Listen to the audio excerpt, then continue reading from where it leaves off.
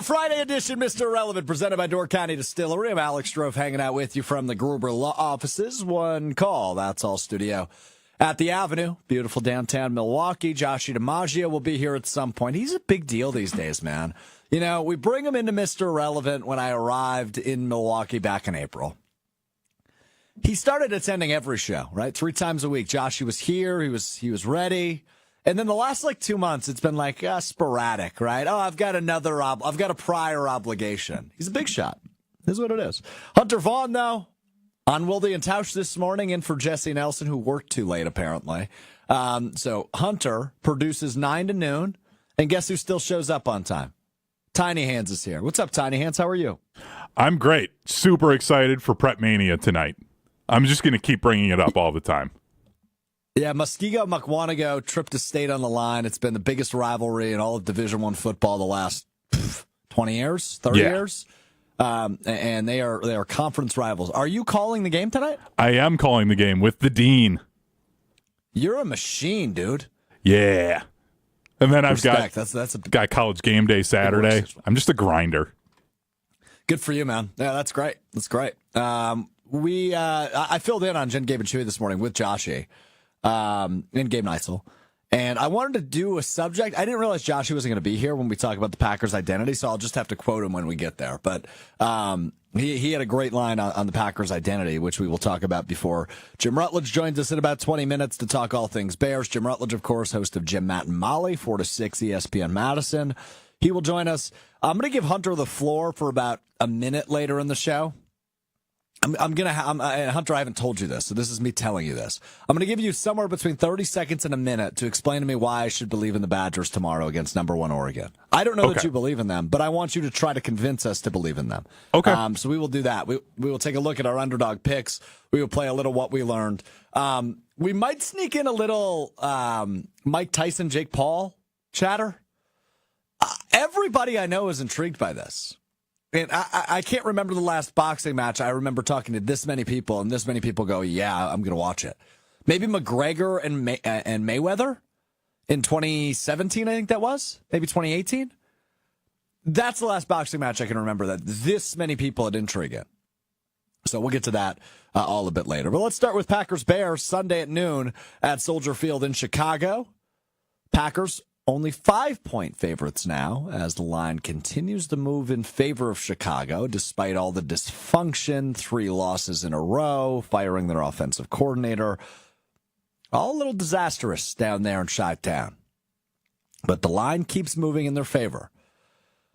You're probably annoyed with me if you listen to more than Mr. Relevant on ESPN Wisconsin. How many times I've said the 2-word phrase, 0% this week. I think there's a 0% chance the Bears win. I stand by that.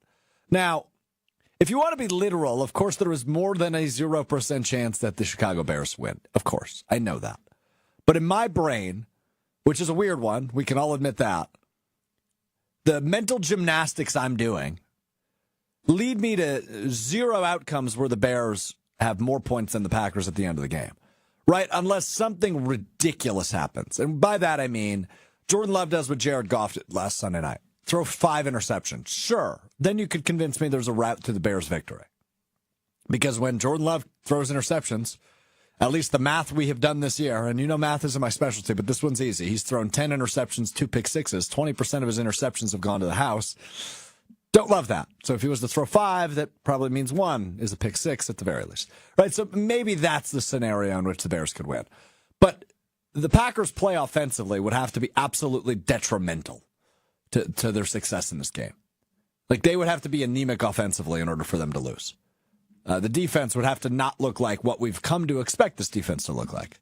And the Bears would have to do a lot of things well that they haven't done well really all year. Most of their wins are against bad teams. So all in all, I still view this as a complete Packers win and probably a Packers rout. Of course, there's a scenario where this could be a 21-16 or 17 game. I just don't think that's likely. But the other part of this for the Packers is this is kind of a must-win game. And I don't want to use that. I don't want to overuse that term down the stretch here, 8 games remaining for the Packers, because must-win usually implies, hey, if you lose, you're mathematically eliminated. Or if you lose, you're not going to win the division, which is how I look at this game. This is the first time since 2005 the Packers have started in division play 0-2. They have lost both of their divisional games, obviously one to the Vikings and before the bye to the Lions. First time since 2005, which is a wild stat. The Packers have started division play 0-2. You need to win this game, A, to not go 0-3 in the division, but also you probably need to go 6-2 or 7-1 in these final 8 if you want to crack at the division. I think 13-4 will probably be good enough to win the NFC North. And obviously one of those wins needs to come over the Detroit Lions. But the team we've seen so far probably isn't 7-1 down the stretch good. You know, let's say they lose to the Niners and win out. That's 7-1. It's possible, sure. It just doesn't seem likely. But that would be what they have to do here down the stretch in order to win the division. And that, of course, starts and includes this Sunday's game against the Bears. The other part of this is the Packers need to get right on both sides of the ball. And this seems like the best opportunity, at least in the next couple of weeks, to do that. Against a floundering and drowning Bears team, a dysfunctional Bears team, and a team that allowed 9 sacks to the New England Patriots last week. It seems like the Bears' offensive line might get a little bit of an upgrade in comparison to last week. But for how bad the Packers' pass rush has been this season, it's their biggest flaw, without a doubt. Outside of, in terms of positional groups, it's their biggest flaw. Defensive line / the pass rush unit. They need to get home. They need to find a way to get home. And to see what the Patriots were able to do to them a week ago, I'm going to need to see 4 or 5. I don't need to see 9 necessarily, but I need to see them get home in terms of sacks 4 or 5 times on Caleb Williams. Because if they don't, that tells me, this could be worse than we thought. Now, granted, since the last time we've seen the Packers, they have, on paper at least, gotten worse in terms of the pass rush unit. They traded Preston Smith 2 days after that Lions loss, went into the bye week last week, and here we are getting ready for their return from the bye. Down a man who was a starter on their defensive line. So Sunday serves as a get-right game for this Packers pass rush, definitely the pass rush, but also this defense in its entirety. That's the thing I need to see. And then obviously offensively, you want to see Jordan Love play some turnover-free football. You get a week off, you're healed up, you're probably as healthy, you're as healthy as you've been since week 1 against the Philadelphia Eagles. Love needs to play one of, if not his best game of the season on Sunday. Right? These are the things that would encourage you to think, okay, the Packers are a championship-level team. Right? 7-4, then you take on San Francisco at home next week. Those are some of the things I'd like to see. Curious what you think. Feel free to chime in. ESPN Madison, ESPN Milwaukee on YouTube, ESPN Madison on Facebook, or get me on Twitter at Alex_Strouf. It's a must-win game for those reasons, right? Can't go 0-3 in the division. Want to still have a chance in the division. And got to stay par with the NFC, which is a really good division. You're technically the 7th seed as it stands right now. So stay alive, stay in that playoff race, and continue to elevate your record. And hopefully, the dominoes are going to fall where they will. But if you stay at 3 losses when you play the Lions in a couple of weeks, you're giving yourself a chance to still win this division. I don't think it's over, but you've got to have a really good record down the stretch here. 8 games left. Go ahead, Hunter. I feel like we've kind of hinted around this, and I tried to bring this up a little bit on Wilde and Tausch this morning. But it also feels like when it comes to this must-win that the Packers need to just say, we are going to be the more dominant team. They're going to put their just foot on the Bears' throats and just crush them and just say, this is who we are. We're just going to beat the crap out of you, and have that sort of mentality that you see from a team like the Lions that you're trying to chase, and actually show that they can do that. And I feel like that's almost the more important thing that I want to see out of this team. Yeah, I don't disagree with that at all, right? I mean, this should be, at least, an all gas, no brakes type game. Something Matt LaFleur said time and time again over his course, here 5.5 years in to his tenure as the Packers head coach. All gas, no brakes. And look, and we'll talk with Jim Rutledge in about 10 minutes about it, but I don't know if the Bears are actually as bad as they've been playing the last couple of weeks. I think they are. But and I'm curious to hear from Jim here in a bit, is there a way to say, hey, maybe they're not actually that bad? Maybe they can compete with the Packers, and maybe they won't run away with it. But to your point, Hunter, in a lot of our heads as Packers fans, you get a week off, you're pretty much fully healthy. As I mentioned, Jordan Love as healthy as he's been since week 1.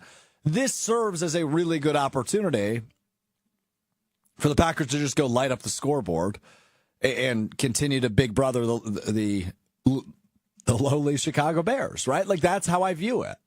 So I could be wrong. I may be proven wrong. But in my head, as I've said 8 million times this week, 0% chance. I can't come to a conclusion where the Bears win. So that's that. Joshy DiMaggio has arrived, and I'm glad it was good timing because I didn't want to do this topic without Joshy DiMaggio. It was brought up this morning on Jen, Gabe, and Chewy with myself, Gabe Neitzel, and Joshy. What's the Packers' identity here as we enter the second half of the season? I thought Joshy nailed it. It doesn't give you a ton of encouragement as it stands, going into week 11, but Joshy's answer on this was really good. Joshy, the floor is yours. Yeah, I have gotten feedback on this statement. People really enjoyed it, which has made me happy today, just to pat myself on the back. Yeah, go ahead. I think it's more neutral than some people have interpreted it as, though. I said the Packers are young, they're explosive, and they're mistake-prone. When I say mistake-prone, we all make mistakes. Some of them we stop making as we get better and develop. I think the Packers are a team that has the ability to be really, really, really good. The reason they haven't been that good is those mistakes. We've seen them in prior forms of this team, stop making some of those mistakes. Everyone's going to, in a football game, make mistakes. Those other guys are paid over there as well. That is a thing that's going to happen regardless. But the mistakes have been a lot of self-inflicted mistakes, and they've just happened at a frequency that makes it really tough to win football games. You just think back to the last Lions game. There's probably 4 plays that if they go the Packers' way, probably change not necessarily the outcome, but at least where the game was at the end. I don't know if the Packers win that game, but it's a much closer game that feels a lot better. There's also games they won with erasing some of those mistakes that they wouldn't have had to be in a last-second field goal or a situation to go down and score. Yeah. So right now, mistakes are part of their identity. It doesn't have to be all season long, but it's been a big part. So really well said by you. And I asked you this question this morning, and I've been thinking about it since we had that conversation, 4 hours ago at this point. Can they shed that identity, that part of their identity? Because the young and explosive part is complementary. You want that as part of your identity. Yes. The mistake-prone part, of course, you don't want part of your identity. But you're completely correct when you say it is part of the Packers' identity here through 9 games. A, can you shed the mistake-prone part? And B, how long does it take before you can shed that from your identity? Because if Jordan Love doesn't throw any interceptions and the offense doesn't turn the ball over against the Bears, we still have a much larger sample size than just that one game post-bye. So how long in your estimation, and what do they have to do in order to shed that from their identity? Because that's not only the interceptions, too, we should highlight, right? That's the drop passes. Yes. That's the penalties. Yes. It's self-inflicted wounds, what we often refer to them as. So it's obviously going to take more than a game. Does it take the entire second half of the season? That's the part I can't quite figure out. I think for all of them to disappear, they need all 8 games. Mistakes are a thing that aren't necessarily going to 1 week be there and be gone the next. Like this week, Jordan Love might not throw an interception. He might not throw one for 2 weeks, but he might have a game in his future where he throws 2 or 3. I think as long as those things improve and there is... Basically, you know it when you see it. The old pornography case from the Supreme Court many years ago. You know it when you see it. Oh, okay. You'll know when you see it. When every time Josh Jacobs seems to rip off a 12-yard run, and I'm not going, well, where's the flag? Let's wait for it. Or a procedural penalty or jumping off sides. All those things, you'll know it when it happens. And I think, I don't expect Sunday. No more mistakes. They're gone. Dontavian Wicks is going to drop more passes, but does he drop as many? Right. Does he drop only 2 the rest of the way? Does Jordan Love only throw 2, 3, 4 interceptions over the next 8? It's a really hard thing to chart, but you'll know it and you'll feel it because the way the game goes, it won't be here we go again, Jordan, or there you go, Dontavian. I'm just so taken aback by the analogy made there. That was a dynamite analogy, Josh. Great job. Thank you, Hunter. Thank you. Yeah, I mean, it was good. You'll know it when you see it. Well, did you need to tell us what that was from? I don't know. I think it would have been an effective analogy without it, but that is historically a very significant Supreme Court case. I'm well aware. That I think applies to a lot of things, because I would love to give you a real clear answer, but I don't have one. And the best way is you'll know it when you see it. You'll know it when you see it. When it comes to porn. You really need to double down. Yeah. One more. You're the best. So all in all, the in-betweens of that analogy, very good and very correct. And, I'm still holding out hope we're going to see and look, it's not going to be to the level that we saw a year ago. And there was the slip-ups a year ago, right? Like everybody points out that Monday night New York Giants game where Tommy DeVito outdueled Jordan Love and the Giants beat the Packers. Outside of that, it was a pretty clean second half of the season, both for Jordan Love, who only threw one interception in those 8 games, but also for the Packers overall, right? They look like a really good team. They hit their stride at the right time. I'm still holding out hope that can happen, right? This is a team that's not playing its best football and will be over the course of the next 8 weeks. I don't know that Love will be as efficient in terms of not turning over the football as he was a year ago, but I still think this is a team that we can go, okay, that's what we expected earlier in the year, right? I mean, when we came into the season, it was, I think back, ironically, the same group we had this morning, myself, Gabe Neitzel, and you, Joshy, we did the schedule release show. What did we say? Did we land on 11-6 or 12-5? We all had the same record with different losses. 12-5. Because they need to go 6-2. Shefty predicted it. We'll see what Shefty's prediction turns out to be. I tend to agree with him, though. I think 6-2 down the stretch would make sense. I worry a lot about that Lions game, because that's going to ultimately dictate, there's still 4 or 5 weeks. I think there's 4 weeks left after that game of the NFL season. That's going to dictate whether or not you have a puncher's chance in the division. If you win that game in a couple of weeks, you're still alive. But yeah, I've kind of dismissed the division at this point. Have you? You've given up on it? The Packers would need a lot of help at this point. They've got they've got the tiebreaker and a 2-game advantage. Yeah, I mean, they only have 1 loss. The NFL Bears, season's long, though. The Bears seem like a 2-3 loss team. That's what they feel Lions. like to me right now. Yes, Lions. Sorry. Bears week. Talking about the Lions. Yeah, I understand. But I was thinking like a 15-4 second half from Jordan Love, I'd be thrilled with. I think would be very, very good. Because 15-4. Yeah. He had 15 touchdown passes in the first 9 games. So yeah. Be fair. And I think, cutting 6 interceptions away and, playing in all of those games as well. Massive improvement. Would be a massive improvement. And with the offense moving that way, you can start to tell your story. That means Josh Jacobs effective. That means there's probably less drop passes. Like, all those things start to connect all into one thing. They all start to coalesce and make one big happy family. Coalesce too big for you? Yeah. Hunter, what's the ruling? It shouldn't be too big for someone with a college degree. Why'd you need to take the shot of with a college degree? Oh, I'm sorry. It was UW-Stevens point, so. Wow. Big one for the Pointers this weekend. 1-8 on the year, taking on UW Lacrosse. Big one. Gotta get a 2 in that win column. Yeah, they're not. Lacrosse is good. But hey, one can help. Anyway. Hey, I had a couple bourbons last night watching Thursday Night Football. It's delicious. And you know where the bourbon was from. It was Door County Distillery. Locally produced, handcrafted, award-winning spirits made locally in beautiful Door County. If you're like me, it's whiskey season. Bourbon. Single malt whiskey, 27-time gold medal award winner for Door County Distillery. Rye whiskey. Or anything else to help elevate your tailgate, your gathering, your party, your holiday season. Door County Distillery, doorcountydistillery.com. Gins, vodkas, rums, brandies for your old fashions. And I mentioned the delicious array of whiskeys. They're in retailers all over the state. Madison, Milwaukee, Green Bay, Stevens Point, La Crosse, wherever you are. Door County Distillery is available to you in your nearest retailer. And you can also check out their tool online to find whatever product you're looking for. doorcountydistillery.com to find that map. Coming up next, Jim Rutledge. Respectful Bears conversation with our buddy Jim Rutledge from Jim, Matt, and Molly, my favorite Bears fan. Joins me on the other side. It's Mr. Irrelevant. I'm Alex Strouf.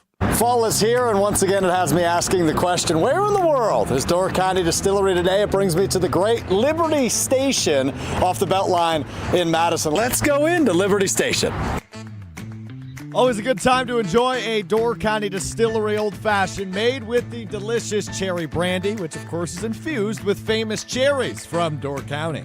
Whether you're making an old fashioned, just splashing in some lemon or lime juice, or just mixing it with a soda, nothing better than the cherry brandy from Door County Distillery. You can enjoy it everywhere, whether it's a tailgate, a holiday gathering, or you're sitting out at the patio right here at Liberty Station. Do it right with the Door County Distillery Cherry Brandy. Check out their website with a huge list of unique cocktail recipes at DoorCountyDistillery.com. That's DoorCountyDistillery.com. That is DoorCountyDistillery.com for our friends at Door County Distillery. All right. We did this twice last year. We're going to do it again this year because the Bears seemingly always find a way to find themselves in a hole of some sort. They fire Shane Waldron, their offensive coordinator, earlier in the week. They've lost 3 in a row. It's a disaster. And my favorite Bears fan joins me now. Jim Rutledge, host of Jim, Matt, and Molly, joins me from the Everlight Solar Studio in downtown Madison. Jimmy, deep breath. I'll be respectful as I always am, or at least try to be. How are we feeling after the week that's been for the Chicago Bears? I think on the outside looking in, there is this imaginary idea that Bears fans aren't used to this. I mean, this isn't that bad of a week. I said it before. Like point. It's frustrating. They've squandered, most likely, the first year of Caleb Williams on a rookie scale deal. That's frustrating.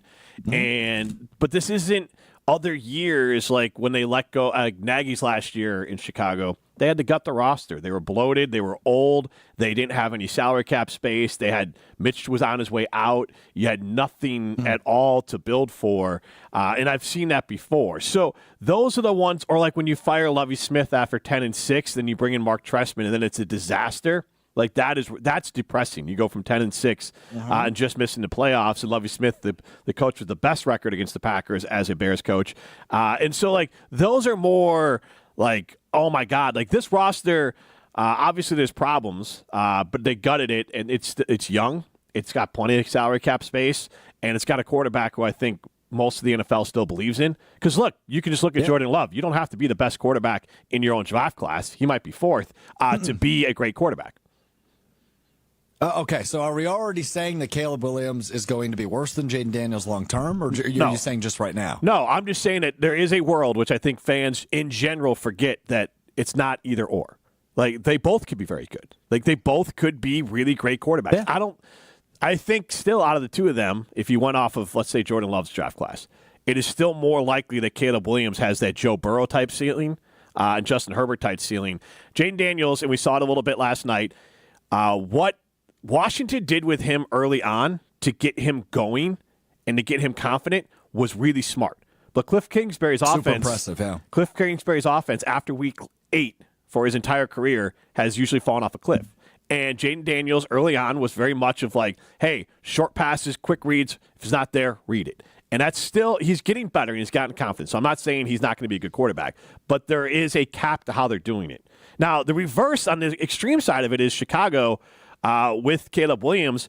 They had him running no-huddle offense. They have him calling every protection. They have him calling every audible. They have him directing players out there. So they might be, paralysis by analysis with Caleb Williams. I heard Nate Tyson on a podcast saying that, look, he's capable of doing all that, but why ask him to do everything? I mean, we just saw a story about how when Jason Kelce retired, this is the first year that Jalen Hurts is calling the protections. It was Jason Kelce in Philadelphia. So I do think the biggest fumble the Bears have made here is with their coaching staff. Yeah, I would agree with you on that. There's no worries that they've already ruined Caleb Williams' psyche. No, there's a lot of sacks. I will give you that. There was some hesitation there. No, because I would say it like this, that he had 3 games this year before these 3 where he looked every bit of a future, like Aaron Rodgers type franchise quarterback. He's still not turning the ball over. He hasn't thrown an interception in 3 games. Now, I think the big thing for Caleb Williams is they're trying to get him to play ball. But my understanding about this team is that they basically straight up either hated or didn't respect Shane Waldron at all. And he was tuned out very quickly. I mean, just for background for those who are not Bears fans, they had to beg Shane Waldron to, one, hold them accountable. Mercedes Lewis, former Packer, had to hold a team meeting after like 2 or 3 weeks, say, hey, you need to call us out if we're not doing our job. Like, you're not doing that. And then, can you also script the first 30 plays like every other offensive coordinator? Like, those are two things they had to ask him to do. And then there's this other little bit here. The Packers, the Rams, there's other teams out there that run this Sean McVay offense. And you talk about formations. The Packers are, much like the Rams and every other team that runs this offense, the Falcons and others and the Vikings, are like, all those teams are between 25 and like 32 as far as the amount of formations that they run. The Bears, who are supposedly running this offense, are 8th. So and then here was the other part that was pointed out, and again, I'll give the credit to Nate Tice, that he could watch the tape and you knew what the Bears were running because they only had one play out of that formation. Sure. And so, like, those are the things that drive me insane as a fan, because you're not making Caleb Williams get, like, gun shy as far as getting sacked too much or things like that. I think they need to ask Caleb to, like, hey, I understand you want to be a pocket passer. Like, if you watch him, he's almost staying in the pocket too long and not making these big-time throws, and also trying to go through all of his reads every snap instead of, like, hey, if the first throw's there, just make it. And just let it go. Because he's not trying to be a running around Caleb Williams at USC. It's more of, I'm going to stand here in the pocket, and I'm going to go through all my reads, and then I'll go back to my first read. When I think sometimes he'd be better served to just let it rip. Sure. Joshy DiMaggio has been looking forward to this conversation all week. So he's already called for the ball, Jimmy, so I'm going to pass it over to Joshy DiMaggio. Yeah. Joshy, I just want to remind you, this is a respectful conversation. Be nice to our friend Jim. I don't know why you'd think I'd be rude to Jim. I like Jim a whole lot. I think Jim is like one of the most realistic Bears fans to ever exist. So he does make me mad when he talks about the Packers, but that's him doing his job. So I'm happy to talk to you, Jim. Is there any part of you that feels like the Bears' dysfunction is too big for Caleb Williams to overcome? Like, he has all the talent. We saw it happen there. Yeah. There is a part of me that is like, maybe this is more than just simply one guy's talent. It's like Big Cat said, the Patrick Mahomes instead of Mitch Trubisky draft pick. Is that creeping into your mind here at all at this point? Well, and that's a good point. There's a couple things I would say more for optimism to avoid it. One, Kevin Warren is new. And whether the Justin Fields or Mitch Trubisky decisions were made under Ted Phillips, who was basically a businessman who they put in charge as president, Kevin Warren is at least a football guy. The GM actually now reports to someone in Kevin Warren. And I'm not saying he is the end-all, be-all, but that's a real NFL franchise structure. And the Bears didn't have that until 2 years ago. I don't even know if Kevin Warren's the right guy, but I'm saying that they actually built a real NFL structure 2 years ago by putting an actual football person in charge. So there's that step for it. The other part of it is what they have done is they put their backs to the wall immediately, because what's going to happen most likely is you're going to fire Coach Eberflus, and now here's the thing, you have to get the next hire right.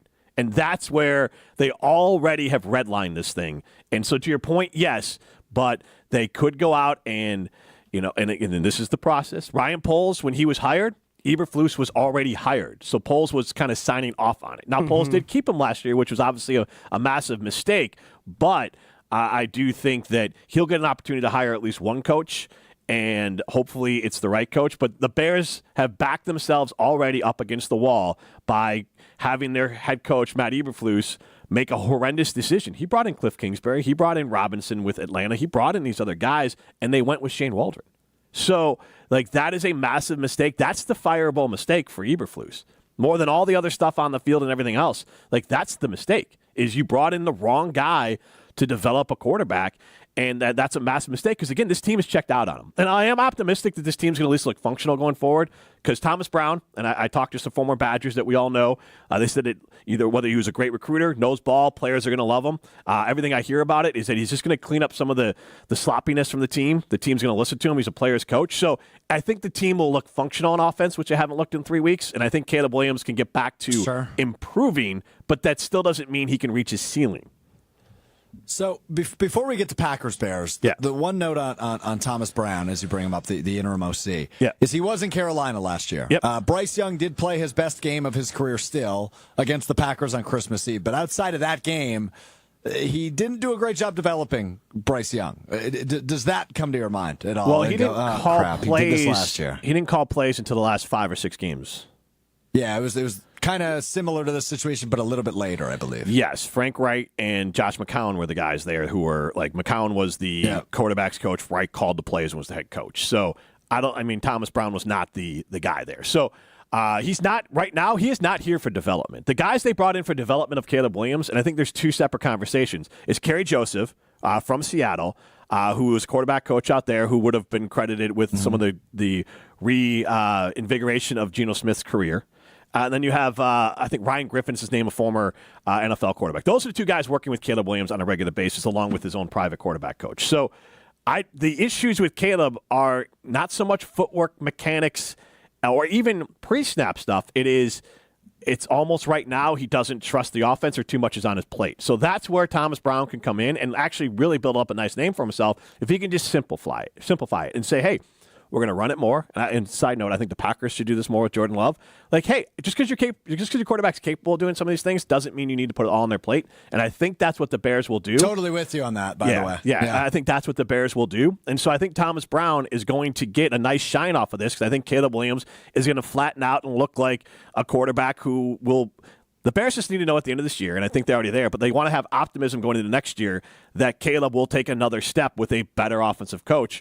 And Thomas Brown is a name that, look, he was an assistant head coach with the Rams.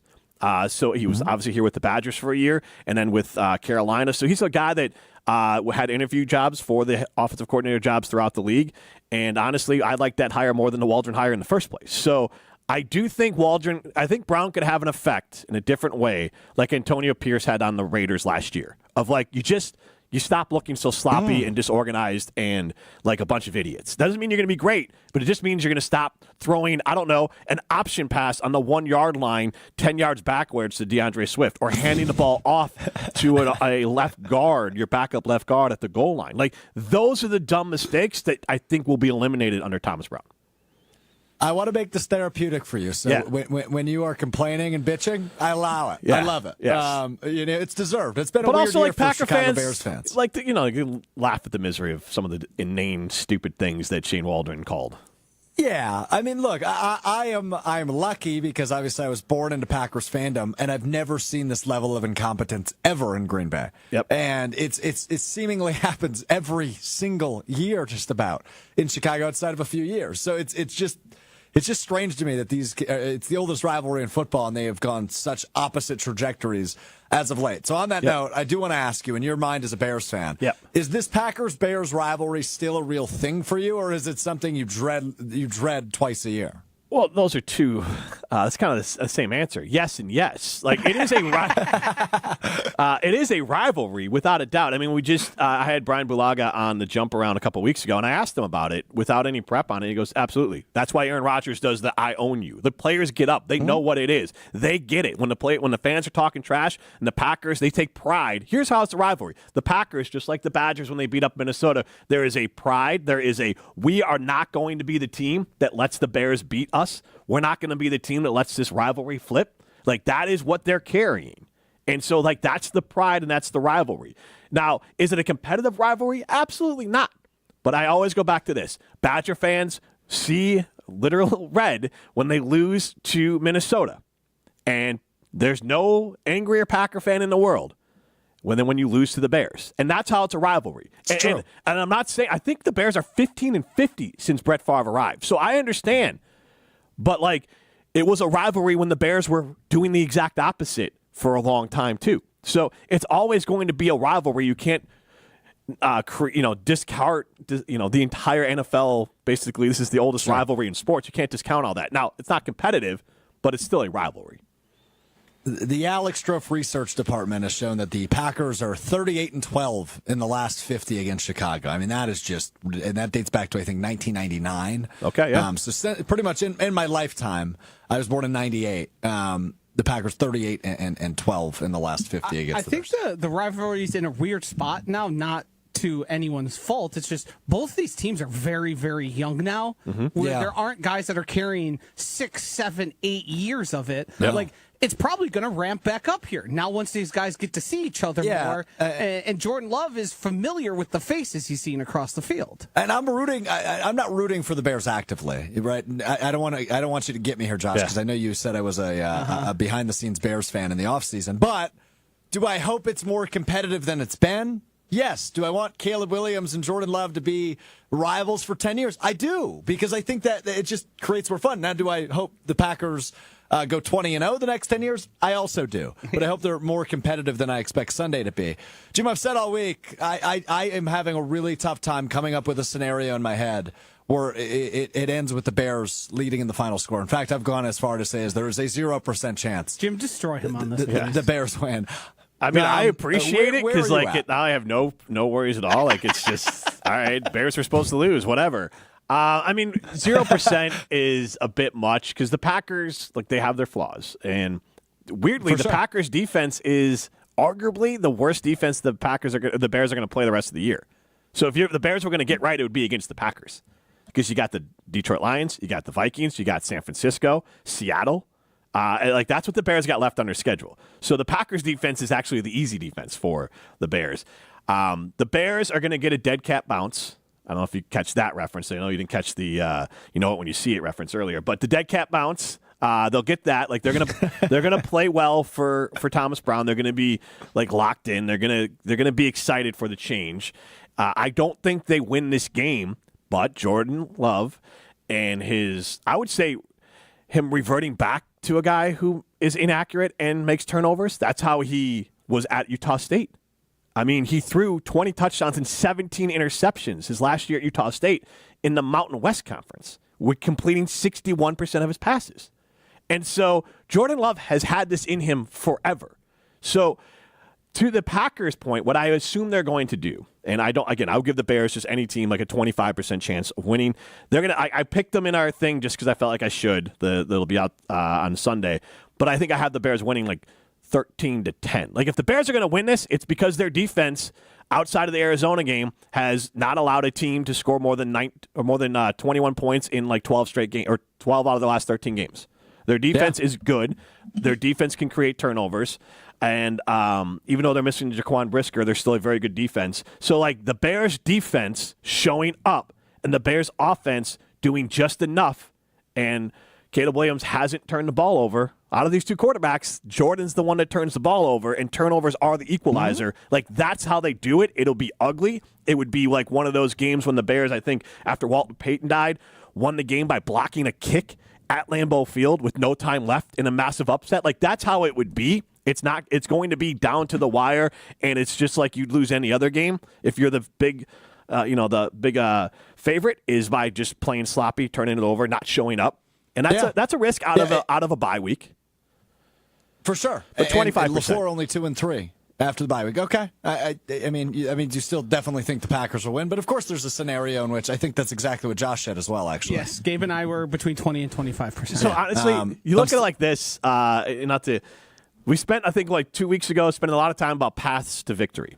And so, like, the Bears have one path to victory in this game. This is how I look at games when I pick them now. The Packers have, let's say, out of 10 chances, the Bears have one path to victory in this game. The Packers have 9 paths to victory. And so, Look, anything can happen. You just don't know. But I would say there's one path to victory. And sometimes that works out. That, to me, sounds a heck of a lot more like 10% than 25. I'm just I'll give you that, but I'm just making up the numbers. But, yeah. No, I know. Yeah. When it comes to Jordan Love, I'm curious how because you just kind of referenced it a little bit. You know, he's reverting back to what we saw not in the second half of last season. More turnovers, less accurate, more kind of chaotic, which is certainly what he's been this year. I chalk a little bit of that up to the fact he's been injured since week 1, but not all of it, right? Some of the decision-making has been completely poor. I won't defend him in that category. Now, my hope is he cleans up the decision-making a little bit. He's a little bit more efficient with the football. I don't expect him to be second half of last season, Jordan Love, but I think he can be less turnover-heavy, Jordan Love. You with me or no? Yes, I think, look, a couple things. One, and I've said this, Alex, since you and I were chatting, that, like, when you were here in Madison, that I feel like Packer fans are going to lose their minds as I do a show with Matt Hamilton and calls Dak Prescott mid on a regular basis. And like most teams in the NFL would take Dak Prescott as their quarterback. Like I wonder 100%. how Packer fans would react because honestly, statistically, Jordan Love's looking a little bit like Baker Mayfield. And Baker Mayfield is a quarterback that a lot of teams would take. Dak Prescott is a quarterback a lot of teams would take. Like, what if Jordan Love is those guys who are Pro Bowlers? And maybe not always Pro Bowlers, but not Hall of Famers. Like, that's a very good quarterback. And again, I would say 80% of the league would take those guys at quarterback. Now, you've had Favre and Rodgers. I totally agree with you. So, like, that's what I'm getting at, is I think Coach LaFleur, and it gets back to what I talked about with Caleb Williams, just because Jordan Love's capable of making some big plays, maybe capable of showing flashes of Aaron Rodgers, maybe you need to coach him more like he's Dak Prescott and Baker Mayfield, which is let's lean on Josh Jacobs more and Emmanuel Wilson more. Yeah. And look, use Detroit as an example. Jared Goff is another guy. Like you use Montgomery, use Gibbs, use Marshawn Lloyd, use Wilson, use Jacobs. Run it more on the center. Go back to trying to make Jordan Love's life easy because I think that's when Matt LaFleur is at his best, and we saw that with when Malik Willis was in there. Just because you have the ability to go fast doesn't mean you always should be going fast. And I think at times with Rodgers, the Packers had that issue. And like maybe you just go the speed limit and win some games that you should win and take the opportunity for turnovers out of Jordan Love's hands. Because here's where he's not great. And this is not easy because we just talked about it with Caleb. When he runs play action and he can read the field and has time to look, he will make a cool, calm decision and let it rip and make the right choice. When he gets pressured, he is one of the worst in the league making decisions under pressure. And every one of his mistakes have been just a boneheaded decision, whether it's panic, whether it's cockiness in his arm, or all those things combined. He is not good, and most quarterbacks aren't, which goes back to like, and I'm not even talking play style, but when you talk tiers, there's like 3 or 4 elite quarterbacks in this league. The rest of them make mistakes under pressure and need help from their team and need their coach to make their life easier. And I think Jordan Love, at least this season, has fallen into that category. So just make his life easier and run the ball more. I like your take on that. I mean, I think the ability to run the ball offensively has been one of their best this season as a team, right? I mean, Jacobs has had a great year, and some of the depth pieces behind him have been really solid. So I'm with you on that part. When it comes to the tiers of the quarterbacks, there's only one Patrick Mahomes. Jordan Love ain't going to be Patrick Mahomes. It's like Mahomes. It's what? Mahomes, Jackson, and Burrow right now. And then everyone else is kind of all the same. Yeah. I mean, then there's another tier down. Josh Allen is probably in there too. But, otherwise, I'm with you. Could Jordan Love eventually get to that? Maybe. But that remains to be Again, his ceiling's hard to figure out. With how he started the year. 4 years in the league. It really is. The exact same offense. So, like, he has all of that hitting the ground running. And so now it's like, where is his ceiling? I honestly, like I said this before, I think what he did statistically at the end of the year, just flatten that out over the course of the season, again, 85% of the teams would take that. That might be who he is, which is really good. I think there's like probably 3 quarterbacks that are bigger than their circumstances in the NFL. Aaron Rodgers for a long time was one. Peyton Manning, those guys. Yep. Right now, the only one I'm totally convinced is Patrick Mahomes. I think Lamar could get there still, but he hasn't been the best in the playoffs. I think what the case we need to kind of recognize here as Packers fans is Jordan Love is probably in that 6 to 8 guys who, if they play well with the right circumstances, they're a Super Bowl winning quarterback. And there's plenty of guys we've seen all throughout history that have either gotten to the Super Bowl or gotten really close to winning one. And that's I'm happy with that. I would love another Aaron Rodgers, but those guys are if you're every so often. Right, if you're a Jared Goff, if you're a Dak Prescott, if you're a Matthew Stafford type quarterback, Brock Purdy, another one, right?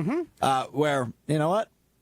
I'm good with that. You're not good enough on your own, but with the right coaching staff and the right people around you, you're more than competent to win a Super Bowl. Totally agree. And I also, Jim. I want to share my Moneyball theory that someone will do. The Packers obviously shouldn't have done it, but like this idea that with this offense, when you have a guy like LaFleur or you see O'Connell in Minnesota or McVay out in Los Angeles, this offense, I think, would allow itself. And you might see it next year with San Francisco and Brock Purdy to be like, you know what? We're not going to pay you. We're just going to bring another guy. We're going to bring in another guy who is smart, who we run this offense right, and we run the football, and we put weapons around you, and we make your life easy, and you just have to make the easy throws. we can win like that, building an entire team around a quarterback that we don't have to pay $55 million a year. Someone's going to do it. It could be San Francisco next year because that's the next evolution with this offense and how it is so quarterback friendly. Some team's going to say, you know what? I'm not going to pay the quarterback. I'm going to go with a guy like Sam Darnold, or I'll go with the next one that says, you can be good enough. And all I need you to do is not game manage, just be a game manager plus. And, Jared Goff is above that category, but Brock Purdy might be in that category. And there's other quarterbacks who have gotten pretty far in this offense in that category. So I do think that's the next thing that happens with this offense with a guy like Shanahan or McVay, that they're going to say, you know what, maybe we don't pay a quarterback $55 million a year. I like it. It's a good theory. Jim, you're a very rational Bears fan. I always appreciate the time catching up. I hope you enjoy the game regardless of the result. I'm going to it, so I don't, God, I'll be at it. Are so, you? Yes. Oh, boy. Oh, jeez. I know. The last time I think I went to a Bear-Packer game, and I don't think I'm wrong in this, it's when I left at halftime. They were down 42-0, the Bears. Yes. Yeah. Well, I wouldn't be mad if that was the case on Sunday, but we will see. I hope you don't have an angry ride home, but I imagine you might. Jim Rutledge, Jim, Matt, and Molly, weekdays 4 to 6, ESPN Madison. Appreciate you, brother. See ya. Oh man, always good with Jim, man. He really is rational. I will give him credit. He's probably a little hard on the Packers.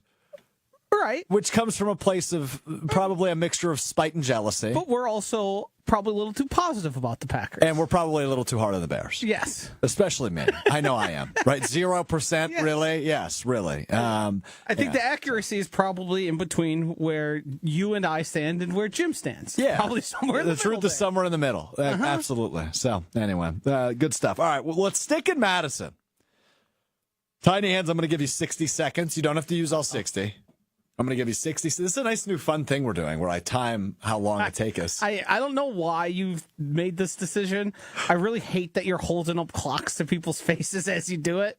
Here's the clock. All right, Hunter, I'm going to give you up to 60 seconds. Give us the case for why we should believe in the Wisconsin Badgers hosting number 1 Oregon, first time in 13 years. They have hosted the number 1 team in the country at Camp Randall Stadium tomorrow. Oregon, 13.5-point favorites. Hunter Vaughn, your time starts in 3, 2, 1. Well, Jim mentioned paths to victory. The first one, going back to when number 1 came to Camp Randall, David Gilreath gets this game started with a bang. The Badgers have to figure out a way to do that. That's their first path. The second one, they've got to figure out some way to duplicate what Boise State did to Oregon's defense. I know it was Ashton Genty, but the dude ran for 192 yards on them. Maybe they can figure out something with the defense or their offensive line to run the ball against Oregon. Just keep the ball out of Dylan Gabriel's hands. Those are their 2 best routes.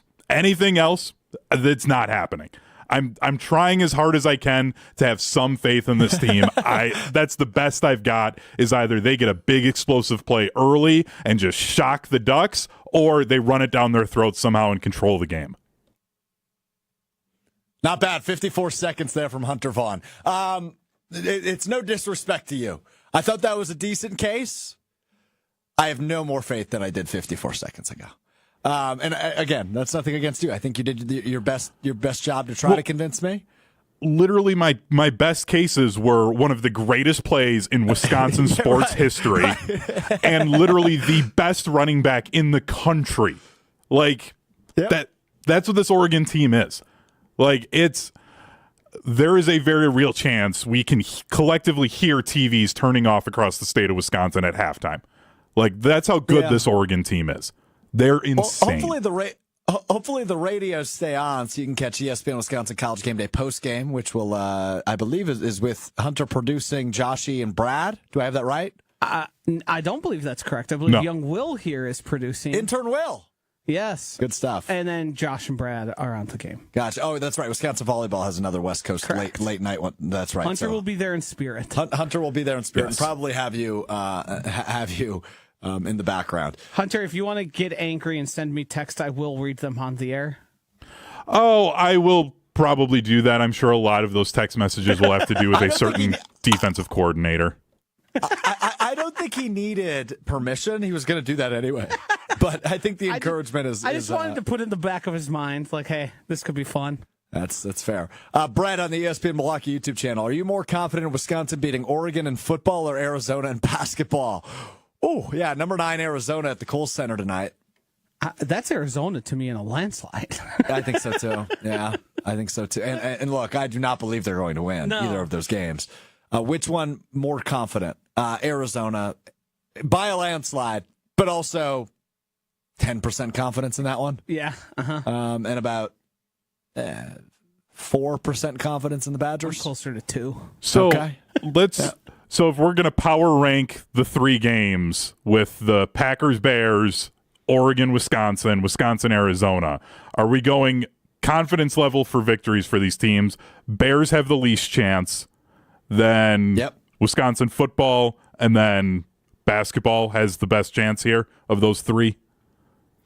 I would agree, yes. I would flip-flop the Bears and the Badgers. You think You think the Bears have the most likely chance to win? No, I think the Bears have a more likely chance than the Wisconsin Badgers football team. Okay. So you're at... Oh, okay. So I've said 0% for the Bears. You're at about 2% for Badgers football. Yes. Okay. Yeah. I like it. Yeah, going to be a weird weekend. State of Wisconsin. Marquette and Maryland tonight as well, if you have any interest in that game. They'd be power ranked number 1. Yes, they would. In a landslide. In comparison with the Bears and the 2 Badgers teams. All right, good stuff. Let's go over to UnderdogFantasy.com, Underdog app. I've got my weekend picks in for Packers and Bears. I like 3 things in this game. I like 3.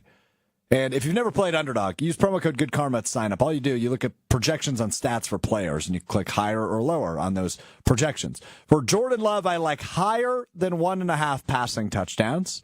I think he's going to throw at least 2. I like Josh Jacobs higher, 70.5 rushing yards. And I like DeAndre Swift, longest reception, higher, 10.5 yards. I think he will have an 11-yard or more reception. Just a quick 3-pick entry. If you get all 3 right, 6 times your money. So $10 wins you 60, 100 wins you 600, 50 wins you 300. That's how much you can win. It's that easy on the Underdog app. All 3 of those seem too good to be true to me. Josh Jacobs, 70.5 on the ground, I feel like is going to happen. I feel like he's going to run a lot on Sunday. DeAndre Swift going to need to be utilized in the receiving game because they're going to be playing from behind. So 10.5 on his longest reception. I have a higher there. And I think Jordan Love will throw 2 touchdowns. Maybe 3. So I like all those hires. 6 times your money on Underdog and UnderdogFantasy.com. Use promo code GoodKarma. That get a 50% deposit match and a free pick at sign up using promo code GoodKarma, GOODKARMA. All right, we go to the laboratory. Joshy said, I'll be in the lab on Wednesday. I was not invited to the lab. I extended an invite. Stay out of my lab. To get to a mutual lab. Joshy said, I'm going to my personal lab without you. This is what I'm cooking up. Joshy, go ahead. All right, we were starting out here with the Patrick Mahomes rushing attempts. They're currently at 3.5. Chiefs Bills, by the way, Sunday afternoon. Yes, I like the higher in that, and there's one reason. Whenever Patrick Mahomes ends up in games that are closely contested against good opponents, he ends up running the ball he does. awful a lot. So 3.5, I think this number is going to end closer to like 5, 6, 7. To me, that one felt like a no-brainer. The other one I love, and it's a guy we've talked about here more than probably any wide receiver that isn't a Packer, that's George Pickens. George Pickens is at 69.5 against Baltimore receiving yards.